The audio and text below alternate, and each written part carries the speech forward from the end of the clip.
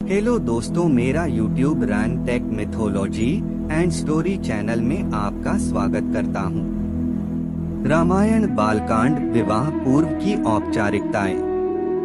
महाराज जनक के कनिष्ठ भ्राता कुशध्वज सांकाश्यपुरी में रहकर राज्य का प्रबंध किया करते थे। सीता के विवाह का समाचार पाकर महाराज वे भी सांकाश्यपुरी से मिथिला आ गए। अपने अग्रज महाराज जनक तथा गुरु शतानंद जी को प्रणाम करने के पश्चात वे बोले, हे भ्राता, अयोध्यापति पधार चुके हैं, इसलिए अब विवाह संबंधी कार्यों का शुभारंभ कर देना चाहिए। इस पर जनक जी ने शतानंद जी से कहा, हे गुरुवर, भाई कुशध्वज के कहने के अनुसार हमें शुभ रीतियों और विधि विधानों के अनुसार कार्य प्रारंभ करना चाहिए। अतः आप शीघ्र जाकर अयोध्यापति महाराज दशरथ को राजकुमारों सहित आदर पूर्वक यहाँ लिवा लाइए। शतानंद जी जनवासे में महाराज दशरथ के पास पहुँचे और उनसे आदर पूर्वक बोले, महाराजाधिराज, मिथिला नरेश महाराज जनक अपने कनिष्ठ भ्राता कुशध्वज, परिजनों एवं समस्त मंत्रियों के साथ आपके दर्शनों के लिए उत्सुक हैं और अपने दरबार में आपकी प्रतीक्षा कर रहे हैं। इसलिए आप अपने मंत्रियों सहित पधार कर उन्हें कृतार्थ कीजिए। राजा जनक का संदेश पाकर राजा दशरथ गुरु वशिष्ठ मंत्रियों एवं राजकुमारों के साथ वहां पहुंचे जहां राजा जनक उनकी प्रतीक्षा कर रहे थे। मिथिलापति ने खड़े होकर उन सबका स्वागत किया और उन्हें बैठने के लिए यथोचित स्थान प्रदान किया। जब सब अपने अपने स्थानों पर विराजमान हो गए तो इक्ष्वाकु वंश के गुरु वशिष्ठ जी ने राजकुमारों का गोत्र पढ़ना प्रारंभ किया, जो इस प्रकार था। आदि रूप स्वयंभू ब्रह्मा जी से मरीचि का जन्म हुआ। मरीचि के पुत्र कश्यप हुए। कश्यप के विवस्वान और विवस्वान के वैवस्वत मनु हुए। वैवस्वत मनु के पुत्र इक्ष्वाकु हुए। इक्ष्वाकु ने अयोध्या को अपनी राजधानी बनाया और इस प्रकार इक्ष्वाकु कुल की स्थापना की। इक्ष्वाकु के पुत्र कुक्षी हुए। कुक्षी के पुत्र का नाम विकुक्षी था। विकुक्षी के पुत्र बाण और बाण के पुत्र अनर्ण्य हुए। अनर्ण्य से पृथु और पृथु से त्रिशंकु का जन्म हुआ। त्रिशंकु के पुत्र धुंधुमार हुए। धुंधुमार के पुत्र का नाम युवनाश्व था। युवनाश्व के पुत्र मानधाता हुए और मानधाता से सुसंधि का जन्म हुआ।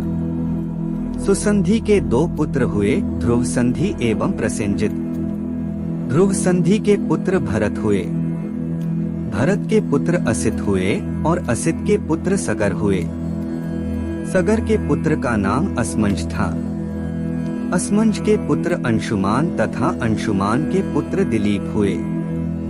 दिलीप के पुत्र भगीरथ हुए। इन्हीं भगीरथ ने अपनी तपोबल से गंगा को पृथ्वी पर लाया। भगीरथ के पुत्र ककुत्स्थ और ककुत्स्थ के पुत्र रघु हुए। रघु के अत्यंत तेजस्वी और पराक्रमी नरेश होने के कारण उनके बाद इस वंश का नाम रघुवंश हो गया।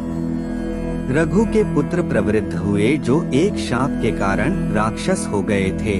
इनका दूसरा नाम कल्माशपाद था। प्रवृद्ध के पुत्र शंखण और शंखण के पुत्र सुदर्शन हुए।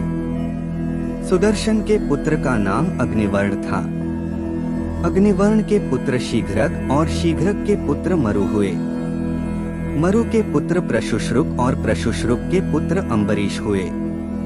अम्बरीश के पुत्र का नाम नहुष था। नहुष के पुत्र ययाति और ययाति के पुत्र नाभाग हुए। नाभाग के पुत्र का नाम अज था। अज के पुत्र दशरथ हुए और दशरथ के ये चार पुत्र रामचंद्र, भरत, लक्ष्मण तथा शत्रुघ्न हैं। इक्ष्वाकु कुल का वर्णन करने के पश्चात वशिष्ठ जी ने कहा, हे राजन, अब आप भी अपनी वंश परंपरा का परिचय दीजिए, क्योंकि विवाह जैसे मांगलिक अवसरों पर दोनों ही कुल अपने अपने वंश का परिचय देते हैं। महाराज जनक बोले, महर्षि, आपने सर्वथा उचित बात कही है। अब मैं भी अपने कुल का परिचय देता हूँ। प्राचीन काल में निमि नामक एक धर्मात्मा राजा थे। उनके मिथि नामक पुत्र हुआ जिन्होंने मिथिला बसाई। मिथि के पुत्र का नाम जनक था। उन्हीं के नाम पर मिथिला के राजा लोग जनक कहलाते हैं। जनक के पुत्र उदावसु और उदावसु के पुत्र नंदिवर्धन हुए। नंदिवर्धन के पुत्र का नाम शूरवीर था। शूरवीर के पुत्र सुकेतु और सुकेतु के पुत्र देवरात हुए।